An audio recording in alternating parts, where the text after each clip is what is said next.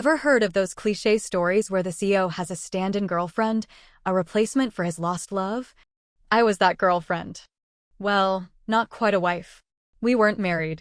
Stand-in girlfriend is more accurate. Before I discovered the truth, I was the envy of everyone. Graduated from a top university, landed a job at a prestigious company, and, of course, had a handsome, wealthy CEO boyfriend, Ethan. Just like in those cheesy romance novels, it was love at first sight for Ethan. He showered me with extravagant gifts, endless roses, and passionate declarations of love. I quickly fell head over heels. Who wouldn't fall for a handsome, successful man completely devoted to them? I certainly did. Plenty of people warned me. They said it was probably a fling, that he had ulterior motives. Some were jealous, some genuinely concerned. But Ethan proved them wrong. For 3 years, he was consistently caring and affectionate. He remembered every anniversary, always spoke kindly to me, and never neglected me for work. Even our first time was consensual and respectful. Everything seemed perfect, harmonious. That is, until I impulsively checked his phone. I considered myself a trusting girlfriend. Despite the warnings to keep an eye on Ethan, given his desirability, I never doubted him. He didn't seem the type to flirt. He kept a professional distance from other women, even avoiding close proximity. His friends even asked me what magic I used to keep him so devoted. He must just really love me, I'd say. So, when he told me he had a university reunion and might be late, I didn't think much of it. I even told him to have fun. I didn't question why a man who hated social gatherings and rarely spoke to his former classmates would suddenly attend a seemingly pointless reunion. That night, there were a lot of firsts. It was the first time he came home past midnight. The first time he was truly drunk. The first time I looked through his phone. And the first time I couldn't sleep. Ethan was a model boyfriend. Even after work events, he never came home later than midnight, never got drunk, just a pleasant buzz at most. I'd even wondered if he had a superhuman tolerance for alcohol. Turns out I was wrong. Everyone has a breaking point. Maybe he just hadn't reached his, or maybe there hadn't been a reason to. Usually, after a night out, slightly tipsy, he'd bury his face in my hair, murmuring sweet nothings. I loved it. I'd even wondered what he'd be like truly drunk. Now I knew. He was just as charming, just as sweet, but the name he whispered wasn't mine. In 3 years of dating, I'd never heard that name. Not from him. Not from anyone. He'd guarded it well. If not for the alcohol, he'd never have let it slip. Olivia. It was a beautiful name. That night, as I helped him to bed, he mumbled, "I love you." I smiled. Even after 3 years, he was still so romantic. I was about to reply when he whispered that other name. Olivia. I love you, Olivia. It wasn't just drunken rambling. He repeated the name countless times that night. Olivia, I miss you so much. Olivia, I really love you. Olivia. Olivia. Olivia. Even a fool could understand what was happening. The reunion, the drunkenness, it was all for one person. And that person wasn't me. Almost instinctively, I picked up his phone. True to form, there was no password. He'd always let me have access. And, true to my own form, it was the first time in 3 years I'd actually looked. That night, I read thousands of messages. One-sided messages. From him to Olivia. Starting 5 years ago. Every day, without fail, he'd sent her messages, telling her about his day, the weather, how much he missed her. She never replied. Olivia, I met a girl today. She looks just like you. The day I started my job. Olivia, I'm going to ask her out. The day he started pursuing me. Olivia, would you be jealous? The day we became a couple. Olivia, I moved into a new place. It has a big balcony, a huge TV, and a waterbed, just like you always wanted. The day we moved in together. Olivia, she looks so much like you in a red dress. 6 months into our relationship, he filled my closet with red dresses. Olivia, we had a fight today. She gets angry just like you. You both always say, you don't love me anymore. Our first fight.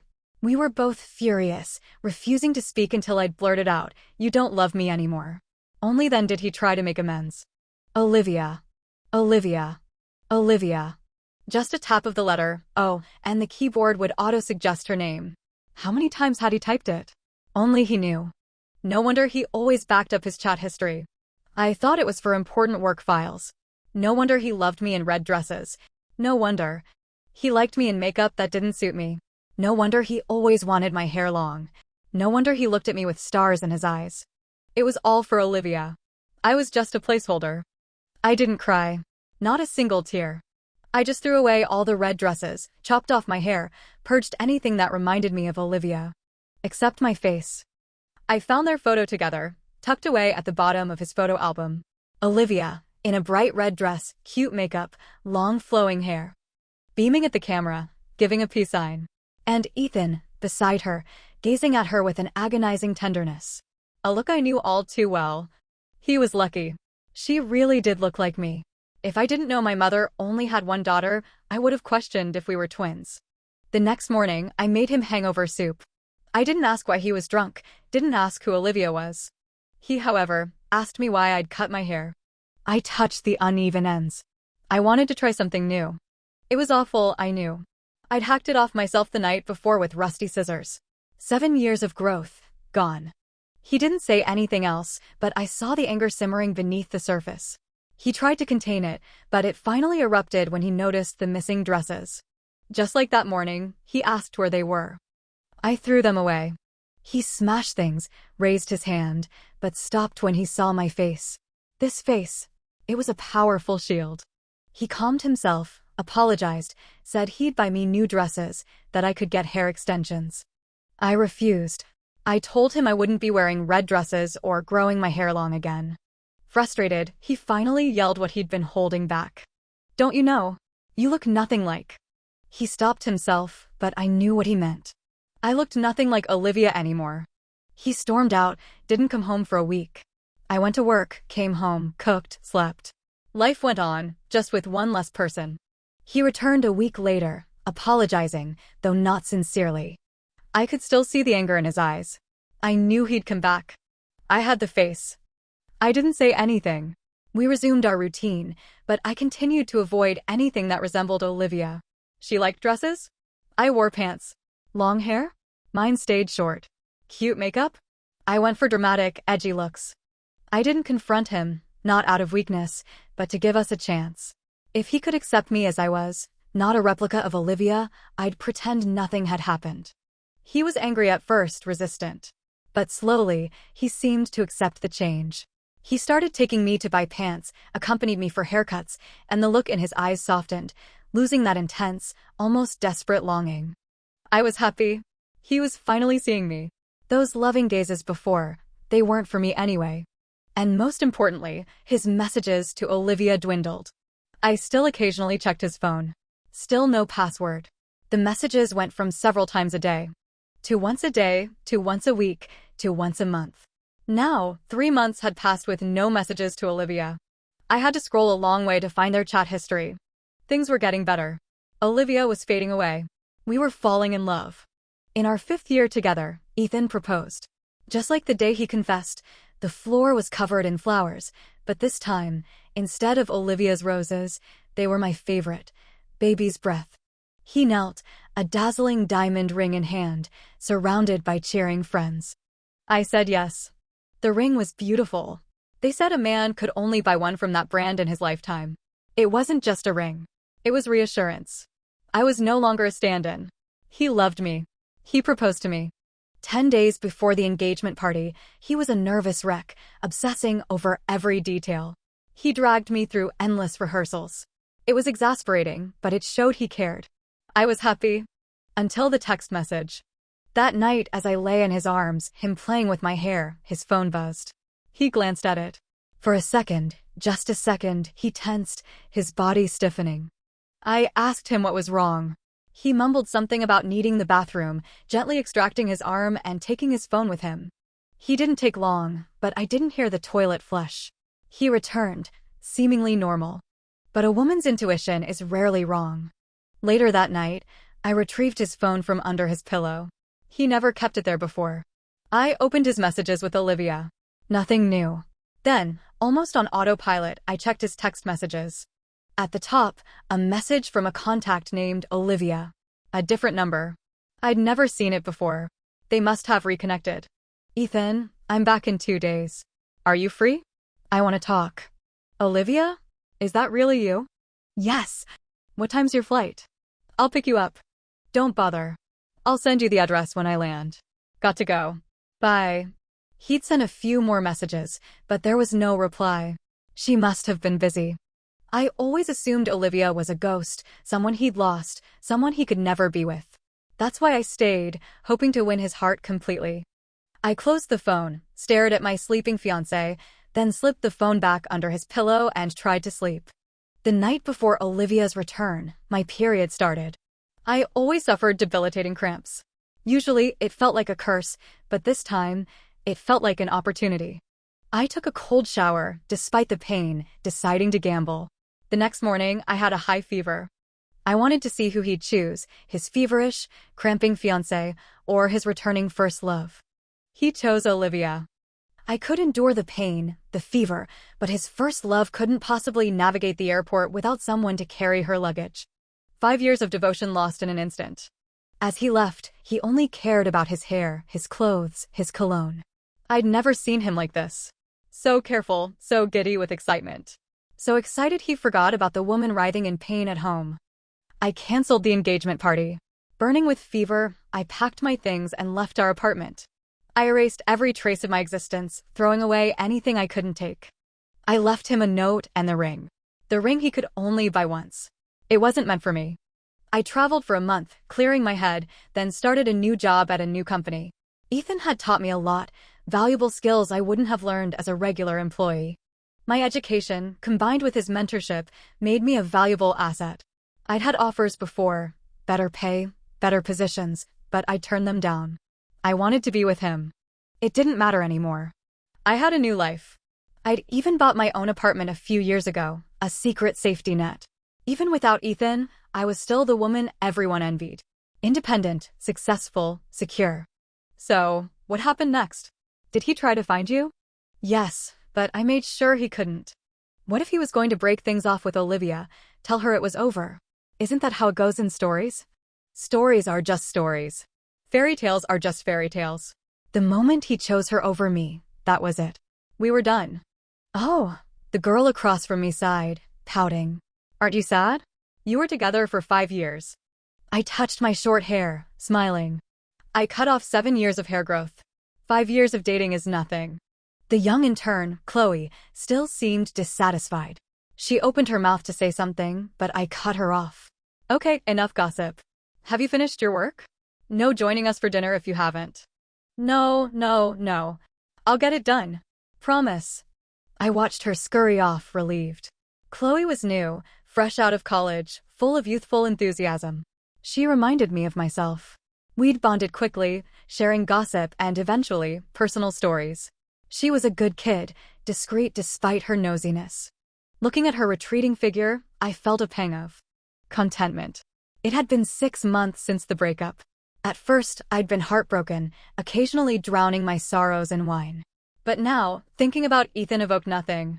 Time really did heal all wounds. That night, at the company's monthly dinner, the lights went out. Just as I was about to call a waiter, a single spotlight shone on a figure in the center of the restaurant. It was Henry. I frowned. Henry was my senior from university and my current boss. After the breakup, I'd traveled abroad. Henry, somehow finding out, had flown out to meet me, offering me a job at his company. I'd been hesitant. I didn't want to work for someone I knew, especially someone who had relentlessly pursued me throughout college. Henry was infamous. Not for his accomplishments, but for his playboy reputation. He changed girlfriends like he changed clothes. Despite this, girls lined up to date him.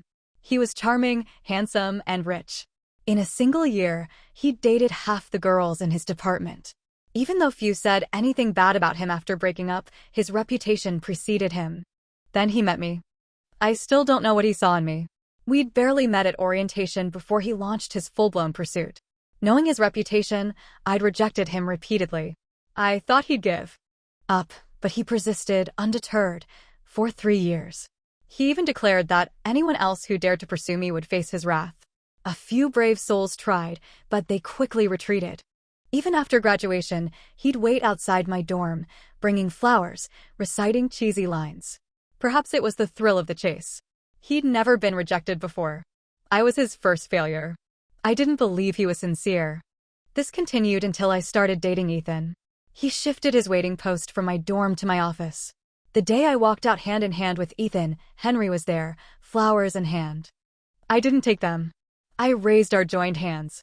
I have a boyfriend. It was the first time in 5 years I'd seen him genuinely hurt. He was always so jovial, so resilient to rejection. I'd said harsh things to him, discarded his gifts, but nothing had the same impact as those 5 words. His smile faltered. He took the flowers back and left without a word. I didn't see him again until after the breakup. He'd tracked me down, flown across the world, just to offer me a job. Now, he stood before me, holding a bouquet of baby's breath. I knew what was coming. I frowned deeper. "You said we'd only talk business," I muttered, low enough for only him to hear. He'd promised that 6 months ago in that foreign country. He'd assured me he admired my talent, that he'd treat me like any other employee.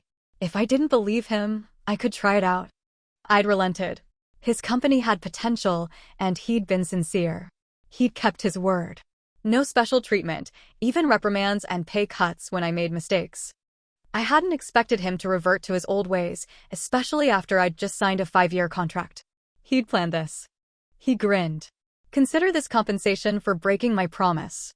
I'm offering myself." I chuckled. "Is that supposed to be compensation?" He flipped his hair. "Isn't it? Where else are you going to find such a handsome boyfriend?" We whispered back and forth, the crowd around us cheering. Finally, I took the flowers, laughing. But as I did, I caught a glimpse of a figure darting past the restaurant window. A familiar figure. I turned to look, but they were gone. I shrugged it off, taking Henry's hand and returning to my seat. Not long after the company dinner, I sensed a shift in the office atmosphere. Colleagues weren't as friendly, their glances held an unspoken something. A few seemed to want to say something but held back. This awkwardness persisted for a few days until Chloe burst into my office. "Rachel, someone's slandering you online." I looked up from my files, confused. "Huh?" Chloe, still catching her breath, stammered. It's your ex. Ethan. He posted something online, saying what?" "Calm down, take a breath." I patted Chloe's back, guiding her to a chair. "He's saying you're promiscuous. That you dumped him for career advancement and money.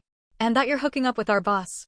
Chloe finally managed to get the whole sentence out, gasping for air. I frowned, a wave of anger washing over me. It had been 6 months since the breakup. Why was he dragging me through the mud now? Wasn't he happy with Olivia? Chloe forwarded me the post. It was a week old, initially causing a minor ripple but nothing major. Something, however, had reignited it. The views and shares had skyrocketed in the last few days. Someone was fanning the flames. I only needed to read a few lines to know Ethan had paid someone to write it. A twisted narrative, painting me as the villain. He detailed our relationship, adding private details, even itemizing gifts and holiday bonuses. The message was clear. Ethan loved me deeply. I, a naive graduate, used him for career advancement and then dumped him for someone richer. He portrayed himself as a devoted, heartbroken lover, abandoned just before our engagement. I was the money-hungry, social-climbing heartbreaker. He included screenshots of our chats, intimate photos. Internet sleuths quickly identified me, Ethan, and Henry. The focus, of course, was on me. I was the villain, they the victims. Discovering my connection to Henry only fueled their outrage. I noticed Henry's company stock plummeting. My phone rang.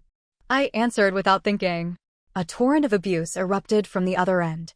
I hung up, but it was just the beginning. My phone became a hotline for hate. My personal information had been leaked, likely by Ethan. Calls, texts, messages, a constant barrage. I couldn't turn it off, fearing I'd miss important client calls. By the end of the day, I was exhausted. Leaving the office, I was met by a mob. "There's the bitch," someone yelled. A crowd swarmed, phones thrust in my face, recording my every move. I felt like a prisoner in a public shaming. Once, they used stones. Now, they used words. Both hurt. Security struggled to contain the mob. Someone shoved me, and I fell backward, closing my eyes, bracing for impact. But instead of the hard ground, I landed in strong arms. I opened my eyes to see Henry. Before I could speak, he helped me up. "I'm sorry I'm late." He grabbed my hand, pulling me through the underground parking garage, escaping the mob. Seeing him breathless, thinking of his company's stock, the angry crowd, I sighed. I'm sorry. He caught his breath. What for? All this trouble for your company, because of me. He stepped closer, a gentle smile on his face, reaching to ruffle my hair. It's not your fault. I ducked away. Your company's stock. It's not your fault, he interrupted, his hands firm on my shoulders. He's lying. I know it. I met his gaze. You believe me? He nodded. I do. Warmth spread through me. A feeling I couldn't quite name. Besides, he muttered, just loud enough for me to hear, you haven't agreed to be my girlfriend yet, so that part's not true anyway. So you only believe me because of that? No. I know he's lying. It's just, I wish that part were true. I couldn't help but laugh. I had accepted his flowers at the dinner, but I hadn't agreed to be his girlfriend. I just didn't want to embarrass him in front of everyone. Later, when he drove me home, I'd made it clear I wasn't ready for another relationship so soon.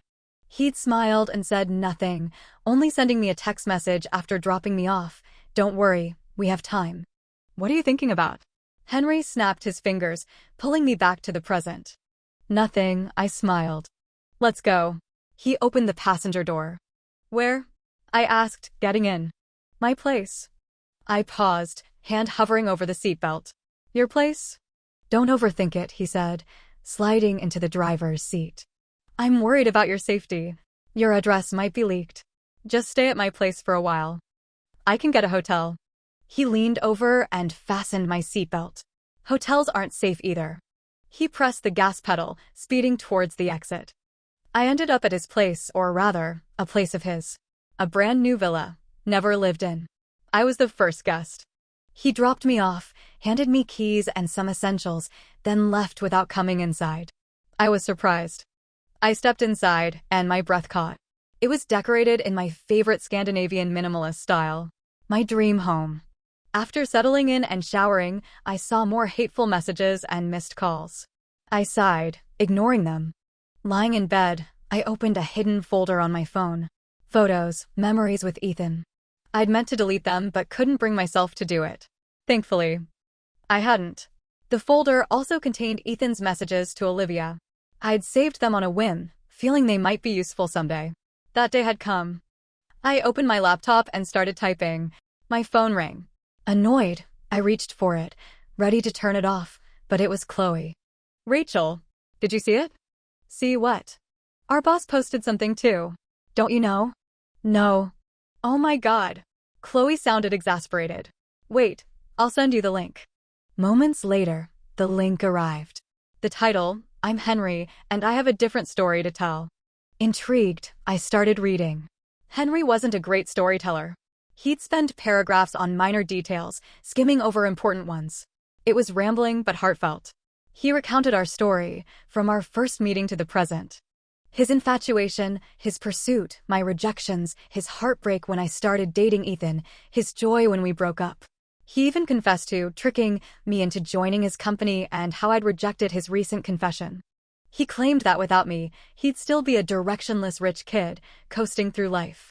He described our conversation after I'd introduced Ethan as my boyfriend. What does he have that I don't? I'm richer, more handsome, I'd treat you better. I'm better than him in every way. Why him? Henry said he'd never forgotten my reply. You are richer, but it's your parents' money. Your face, your car, your house, everything you have, they gave you. Have you ever considered what you'd be without their money? Could you still say you're better than him in every way? That was the first time Henry hung up on me. He hadn't contacted me again until after the breakup. He said that conversation had made him think. He couldn't escape the rich kid label, but he could choose what kind of rich kid he wanted to be. So, he became the Henry of today. A self-made businessman, capable and independent. He preferred this version of himself, despite the challenges. And, more importantly, it reinforced his belief he was better than Ethan, in every way that mattered. That's where his story ended. Reading it, I smiled. He had changed. I'd been so blinded by my initial impression of him, the playboy, that I'd never truly seen him. He was responsible, capable, and kind. My prejudice had shielded me from the truth. I didn't read the comments. Henry's intention was clear: to defend me, to counter Ethan's narrative. I quietly liked his post and closed my phone, returning to my work. The internet was a powerful force. It could destroy and it could save. Small things could escalate, large things could disappear. I didn't like how it worked, but I had to use it to tell my side of the story. Ethan had struck first, crafting a carefully constructed lie. I didn't know my chances, but I had to fight. Not just for myself, but for Henry and his company. I didn't delve into the minutiae like Ethan or ramble like Henry. I simply recounted our relationship, the shock and heartbreak of discovering I was a replacement. Ethan probably didn't know I knew. When I'd left, I'd simply said we weren't compatible, wanting to maintain some semblance of dignity. If I'd known my kindness would be repaid with this. But it wasn't too late. I added screenshots of Ethan's messages to Olivia and posted it. I didn't know how many people would see it, how many would believe it. But those few thousand words had taken everything out of me. Memories flooded back. Our first meeting, his pursuit, birthdays, moving in together, the proposal. I prided myself on being resilient, and I was. But 5 years weren't easily forgotten. A part of me still held onto a fantasy, a belief that he'd loved me, that he hadn't meant to hurt me. Now, that fantasy was gone. Perhaps I should thank him. He'd finally freed me. I slept, avoiding the comments. I knew some wouldn't believe me. It wasn't something easily explained. But the next morning, the tide had turned. Not entirely because of my post. Henry had found Olivia. He'd updated his post with a video. The woman on the thumbnail looked so much like me, I almost mistook her for myself. It had to be Olivia. She wore a beautiful red dress. She went straight to the point, telling her story with Ethan and what she'd recently learned. They were each other's first love. Something happened, they broke up, she moved abroad. She'd initiated the breakup, but Ethan had persisted, even after she left. She'd been living abroad, returning only once, 6 months ago, the day I broke up with Ethan. She'd returned for 2 reasons: to see old friends and to tell Ethan she was getting married. She brought her fiancé, hoping he'd finally move on. She hadn't seen his messages. She'd changed her WeChat account. She'd only learned about everything yesterday, undoubtedly from Henry. I could only imagine the effort he'd put into finding and persuading her to make this video. It was a bombshell. Olivia's resemblance to me lent instant credibility to her story. Overnight, I went from gold digger to innocent victim. Ethan, from heartbroken lover to manipulative liar. The online vitriol shifted, targeting him now. I closed my phone, a strange mix of emotions swirling inside me. He'd brought this on himself. I got ready for work. Just as I was leaving, a call from an unknown number. I declined. It rang again. I declined again. Usually they'd stop, but this one persisted. I answered. Silence. I checked the screen. The call was connected. I whispered, "Hello?" Still nothing. I was about to hang up when a familiar voice spoke. "Hello, Rachel." "It's me. Ethan." His voice was soft, subdued. My heart skipped a beat. It had been so long since he'd said my name like that. I remained silent. "I'm sorry," he continued. A long pause followed. "I thought I was being discreet, that you wouldn't find out." He meant about Olivia. "So I blamed you for leaving." I never looked at myself. "Then I saw you with Henry." I was filled with jealousy and hatred. "I envied him being with you." "I hated you for moving on so quickly." "I'm sorry." I remembered the figure outside the restaurant that night. It was him. "Are you done?" I asked. "I have to go to work." He seemed taken aback. "Rachel, can you forgive me?" "No," I hung up. I wasn't that forgiving. I couldn't pretend I didn't care after being hurt so deeply. Outside, Henry was waiting with a bag of breakfast, a smile on his face. Seeing him lifted my spirits. I took the food, got in the car. "Ethan got fired. Did you know?" I said, munching on a steamed bun. "Just found out." "Aren't you going to ask why?" "Why should I?" He chuckled. "He's your ex, no curiosity?" "Not interested." I took another bite. He shrugged. "Well, apparently his performance tanked after you left. The company wasn't happy. Then he pulled this stunt. They fired him for damaging their image. No one else will hire him now." His eyes kept flicking to me, searching for a reaction. I remained impassive. I genuinely didn't care anymore. He seemed disappointed. Life returned to normal. The drama subsided, forgotten by most. My only concern now was this demanding client. Several colleagues had tried and failed to land this account. Demanding, but lucrative. After 3 months of dedicated effort, I'd finally secured a meeting. An entire afternoon later, the contract was signed. Exhausted, I collapsed in my chair. Before I could catch my breath, Henry walked in. "Great work, Rachel, my dear." I rolled my eyes. "Just doing my job." He laughed. "Come on." "Where?" "I got a new car. Let's go for a drive." When I saw the car, I winced. It was a nice car, but bright pink. "You like pink?" I asked hesitantly. He shook his head. "My girlfriend does." My heart fluttered. "What? You don't like it?" I pointed at myself. "Me?" "Yeah. But you said your girlfriend likes it." "I'm not." Realization dawned. I rolled my eyes again. He grinned. "You will be." I had loved pink years ago in college. Everything I owned was pink. Work had forced me to adopt a more professional black wardrobe. I'd almost forgotten. But Henry remembered. The interior was, predictably, also pink. Watching him drive, I felt a warmth spreading inside me. "Aren't you worried people will make fun of you? A grown man driving a pink car?" "Who cares? As long as you like it." I smiled. It felt good to be cared for. He drove slowly, the wind gentle against my face. "Oh, Rachel," he said, "the board had a meeting this morning. They've decided to give you some company shares." "Why?" He looked surprised. "To keep you, of course." "Keep me?" He glanced at me. "Don't you know? Every company's trying to poach you." "Poach me?" I was genuinely confused. There had been a few offers after I left Ethan's company, but nothing this dramatic. "Ugh," he sighed. "I shouldn't have told you. Ironically, it's thanks to your ex. After he slandered you, everyone started digging into your background. Turns out you have a pretty impressive resume. You were known in your field, but now everyone knows you. They're all fighting over you." "Seriously?" "Seriously. Ask around. No one your age, male or female, has achieved what you have." "That's not true," I challenged. "What about you?" "Please. I'm just coasting on family money." "Honestly, Rachel," he stopped the car, turning to face me, "you're the most talented, hardworking woman I know. And I'm not just saying that. You deserve everything you've achieved." His gaze was intense, unwavering. The air crackled with unspoken feelings. I coughed, looking away, opening my phone's spam filter. A flood of blocked calls and recruitment messages. I'd been using the filter religiously since the incident. Henry seemed to know what I was doing. So, tempted? By what? Those offers. Some of them are pretty impressive. Better than anything I can offer.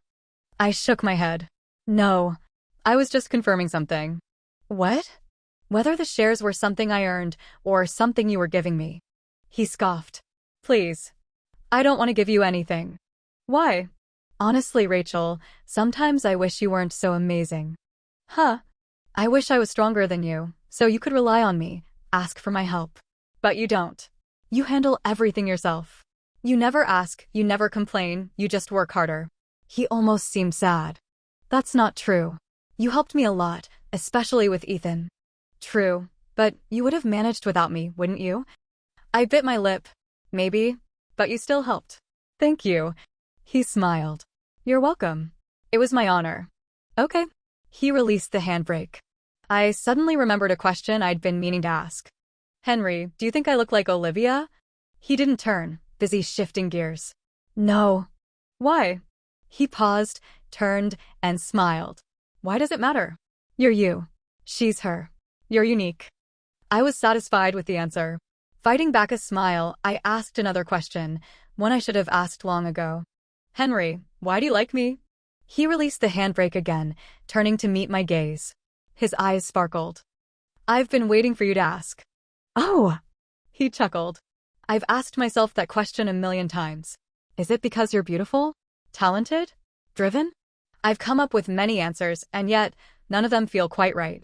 So, I still don't know. I think," he drew out the words, "I'll need a lifetime to figure that out." I raised an eyebrow. "And? So, Miss Rachel," he extended his hand, "will you join me in finding the answer?" I pretended to think. "Can I return you if I'm not satisfied?" His smile widened. "Yes, but you'll never want to." I took his hand, smiling. Where are we going? Home. Home. Yes, he nodded.